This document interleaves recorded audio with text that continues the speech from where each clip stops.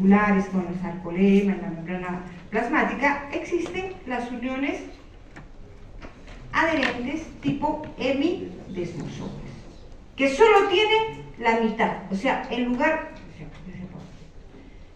de tener las dos partes que hemos señalado ya en el esquema, solo tienen una parte. Bueno, en el caso de las uniones ocluyentes, miren las proteínas involucradas también. Ya yo lo mencioné, miren, este es un resumen que yo les pongo para que ustedes memoricen esta partecita, ¿no? Las ocluyentes, ¿qué tienen? Claudinas, oclurinas, proteínas ZO. ¿Dónde están en gran proporción las uniones ocluyentes? En el intestino delgado, en la vesícula, en la vejiga, en el riñón. Estas uniones ocluyentes forman, chicos, forman las barreras. La barrera hematoencefálica, la barrera hematotímica, la barrera hematotesticular. Todas esas barreras están formadas por este tipo de uniones, ¿ya? Las mutaciones, acá viene el problema, porque siempre se van a presentar los problemas. Como estas son proteínas y son derivadas de genes, ¿se acuerdan que empecé hablando de eso? Las mutaciones o ausencia de claudinas, por ejemplo, generan trastornos en la permeabilidad. Y eso es grave, por ejemplo, a nivel renal. Imagínense, si no hay una reabsorción adecuada de ciertos elementos en las diferentes porciones de la nefrona, entonces ya tenemos problemas, ¿no? Problemas que el médico tiene que encargarse de regular. Ahí tenemos ya, miren, el esquema feito que he hecho, acá está bonito. Acá tenemos la membrana plasmática de una célula y la contigua. Y miren acá las soldaduras, como soldadura, ¿no? Entonces, mientras mayor puntos de soldadura, es decir, de interacción, como una amalgama entre las proteínas claudinas, oclurinas, ZO, mayor va a ser el hermetismo que tenga esa unión. Si hay menor, pues disminuye, ¿no? Entonces miren aquí, se ha hecho un esquema, pero siempre que le presentemos un esquema, ustedes exijan esto. Porque estos esquemas es la interpretación que hacen los microscopistas electrónicos muy preparados para poder colocar todo esto. Y acá tenemos nosotros, miren, las membranas plasmáticas, y por eso le dijeron, es un cemento, es una amalgama que está ahí, pero después descubren todo lo intrincado de ese conocimiento. Acá tenemos la célula ocluyente, miren aquí, varios de las proteínas involucradas.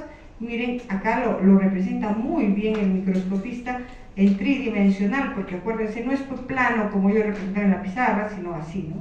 Una célula pequeña, cuando se llama célula pequeña, que rodea un sector nada más, cierra el paso de moléculas. Acá tenemos otra representación con la presencia de las proteínas involucradas, claudinas y ocludinas, no hay espacio. Ahí está, ahí interviene, la célula ocluyente se halla, bueno, esto es en tridimensional, eso lo van a entender después. Luego tenemos las funciones que tienen estas uniones herméticas, pues se deducen fácilmente. ¿Qué hacen? Regulan la permeabilidad, ¿en dónde? En los epitelios de revestimiento. Determinan la polaridad. ¿Qué significa polaridad? La diferencia que existe entre el polo apical, basal y lateral. Hay diferencia, ¿no? Acá, por ejemplo, tenemos diferenciaciones de la membrana. Cuando han hecho membrana, habrán hablado, aparte de toda la ultraestructura, si alcanzó el tiempo porque es amplia la clase, de las diferenciaciones que se establecen. Por ejemplo, en la parte apical que tenemos microvellosidades, tenemos cilios, tenemos una serie de estructuras, ¿no? En la parte basal tenemos la membrana basal, entonces regula la permeabilidad de epitelios, determina la polaridad apical y basal, la formación de las barreras que ya las había comentado, había dicho que hematotesticular, hematoencefálica, hematotímica, hematobiliar, hematocular. Pero para que tengan idea, cuando a veces escuchamos barreras, pensamos que cierran herméticamente y no pasa nada. Eso no es cierto. El mejor ejemplo es la barrera hematoencefálica. ¿Dónde está? El mejor ejemplo.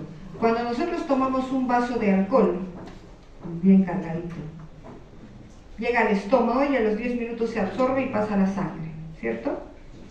Y al toque, ¿qué estamos sintiendo? Ya estamos borrachos. O sea, las pupilas, no hablamos. ¿Por qué? Porque llegó a la sangre y a través de la barrera hematoencefálica pasó y afecta a las neuronas. Pero eso es beneficioso también, porque esta barrera permite que haya antibióticos y medicamentos que lleguen también ahí. Si fuese cerrada, no llegaría a nada. Y eso no puede existir en nuestro organismo. Miren la perfección, pues. Ahí tenemos, miren, esta es una vista de lo que yo he dibujado en la pizarra, miren, de microscopía electrónica. Este es un enterocito, esta es la parte apical, las microvellosidades que forman la chapa estriada. Y aquí tenemos, miren, la célula ocluyente, la unión adherente, célula por el sector, y la mácula, porque es un sector más pequeñito, o desmosoma. No se compliquen con los términos de célula, mácula, fascia, no se compliquen. Simplemente entiéndanme bien que existen uniones adherentes, célula ocluyente, la célula adherente, todo esto. Y estas tres se estudiaron muy bien en el intestino y forman lo que se denomina el complejo de unión. El complejo de unión está constituido por una célula ocluyente, una célula adherente y un desmosoma. Bueno, y aquí tenemos un esquemita muy sencillo, justamente de lo que yo estaba pintando por acá. Aquí abajo nosotros tenemos vasos sanguíneos, tenemos tejido conectivo, y aquí en la zona apical, la zona lateral, y miren, a través de la célula y no por el intersticio. Entonces las uniones acá evitan el paso de sustancias a través de estos sectores, ¿no? En el caso de las uniones adherentes, aunque ya lo había mencionado, miren, llegan a tener hasta 30 nanómetros, yo puse ahí 30, de 15 hasta 30 nanómetros de espacio. En ese espacio se ubican proteínas que sirven de anclaje, ¿no? Hipocaderinas, ¿no? Y que se vinculan, miren, con todas estas. ¿Dónde están todas estas? Dentro del citoplasma, y forman los desmosomas. Ahora vamos a ver un desmosoma.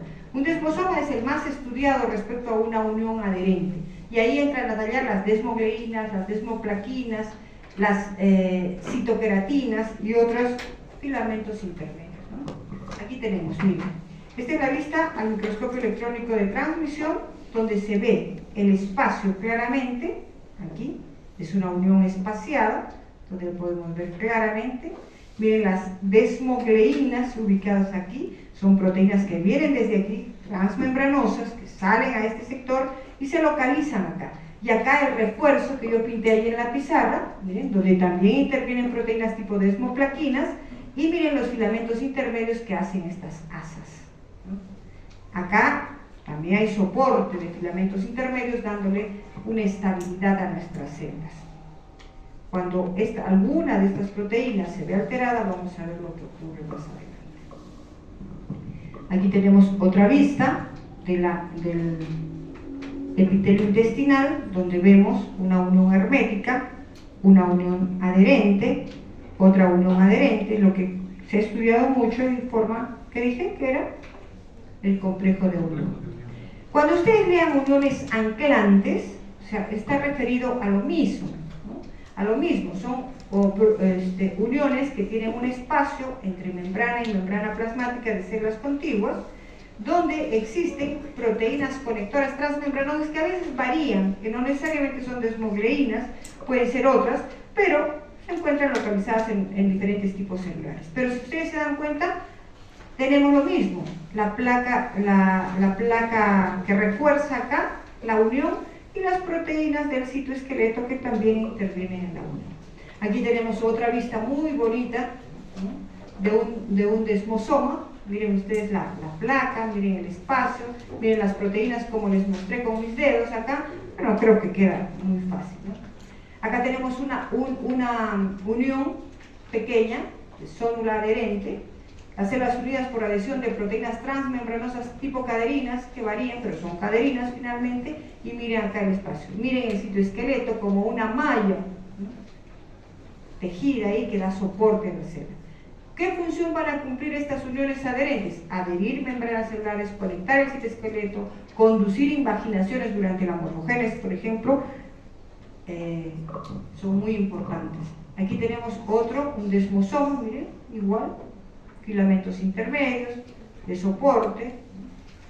Aquí tenemos el espacio, las desmogleínas, Y hago mención mucho a las desmogleínas porque ahí tienen, para los que quieren repasar más eso, acá tenemos otra, las desmogleínas, desmocolinas, porque vamos a ver qué sucede. Las funciones adherentes, entonces, adhieren membranas celulares contiguas, conectan el citoesqueleto, soportan y transmiten fuerzas de tensión. Cuando nosotros nos frotamos, no se caen, ¿no? Al contrario, se vuelven más. Y miren esto, justamente aquí hay un grupo de enfermedades incurables que se llaman pénfigos. Los pénfigos se producen como enfermedades autoinmunes, cuando ustedes saben, ¿no? Nuestro sistema inmune tiene que atacar ¿a qué? A los antígenos, o sea, proteínas extrañas. Pero recuerden, es bien difícil, ¿no? Porque nosotros estamos formados todo por proteínas. Nuestro sistema inmune no debe atacar a nuestras propias proteínas. Cuando lo hace, es que pierde la tolerancia, que es la capacidad de reconocer lo extraño y lo propio. O sea, nuestro sistema inmune tiene que saber que estas proteínas son propias y no las puedo atacar. En cambio, estas son extrañas y las ataco.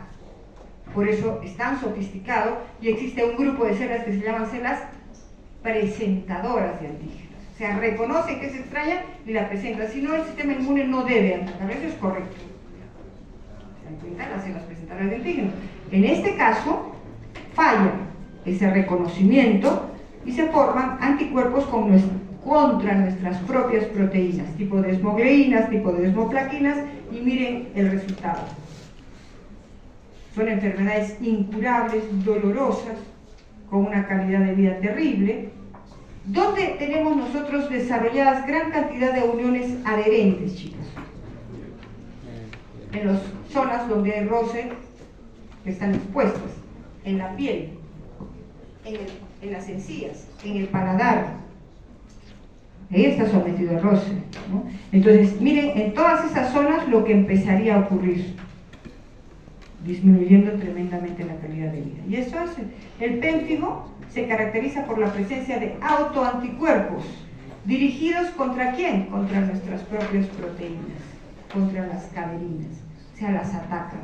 Entonces, imagínense, se pierde la estabilidad. Y hay varios tipos de pénfigo, ¿no? La desmogleína 1 y la desmogleína 3, estas son glucoproteínas, para recordarles nuevamente, transmembranosas. Al ser atacadas afectan la adhesión intercelular y la señalización entre células. Entonces se produce la candólisis, que es la pérdida de adhesión, o sea, las células se descaman, ¿no? Es el resultado de la inhibición directa de la función de las desmogleínas, que son cadeninas, ¿no? Por la unión de, bueno, ya lo expliqué eso. Sí se dejó entender, ¿no? Son enfermedades muy, muy feas. ¿Qué hora es, chicos? Todavía falta, ¿no? Vaya, estamos. Bueno, había comentado, chicos, el estudio de varias uniones que se asociaban en el epitelio del intestino entre los enterocitos. Ustedes hacen la modelo, miren acá la membrana basal, miren lo que les decía del colágeno que se encuentra en la sustancia intercelular y las uniones que se establecen acá. Entonces el complejo de unión está involucrando, ¿no?, a una unión ocluyente y dos uniones adherentes, como lo había mencionado. Fue descubierto, miren, en 1963 por estos investigadores y vieron al microscopio electrónico pues varios tipos de uniones que determinaban un adecuado funcionamiento en el epitelio intestinal. Y luego tenemos, pero voy a descansar un ratito ya. De paso que ustedes se paran y toman agua, por Dios.